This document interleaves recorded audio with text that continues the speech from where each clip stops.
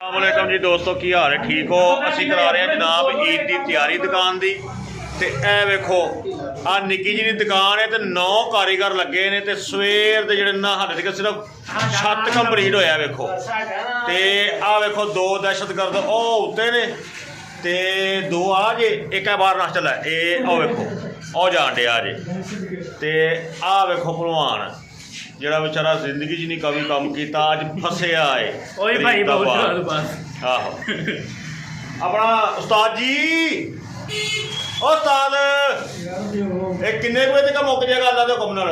इंशाल्लाह कल शाम तक मुक जाएगा। खुदा दा वास्ता जी जाओ जान छड्डो। मुकिया लो फिर के मुकिया किथे लवो सवेर दा तक छत लाया है। आ पुत्रिया मेरा फोन आया जे आ वेखो ते जरा ना मैं तो इन्होंने कहना खुदा दा वास्ता है और मुका के जाओ ते मगर नहीं हो रही है तैयारी धड़ा धड़ ते जनाब है दुकान जी तैयार होती है। फिर तुहानूं विखाने आ कि दुकान जी ना तैयार हुई है तो कैसी लग रही है, तुहानूं दसिया जे फिर बाद च।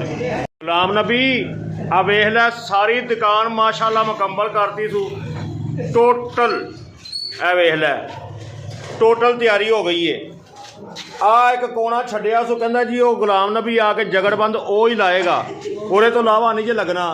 एक ए टोटा छड्डिया सो भलवान दा मोटे दा हिस्सा ते ए तेरा हिस्सा ते हुण दस की करना? दस बई उस्ताद बुलाओ बुलाओ इन्हां नूं। आहो हुण दस की करना? फटाफट वीडियो वेख के मैनूं जवाब दे। तुहानूं मैं कहा सी ना मेरी दुकान तैयार हो रही है तो यह दुकान जनाब तैयार हो गई है। वेखो जरा चेक करो सारी सैटिंग हो गई है।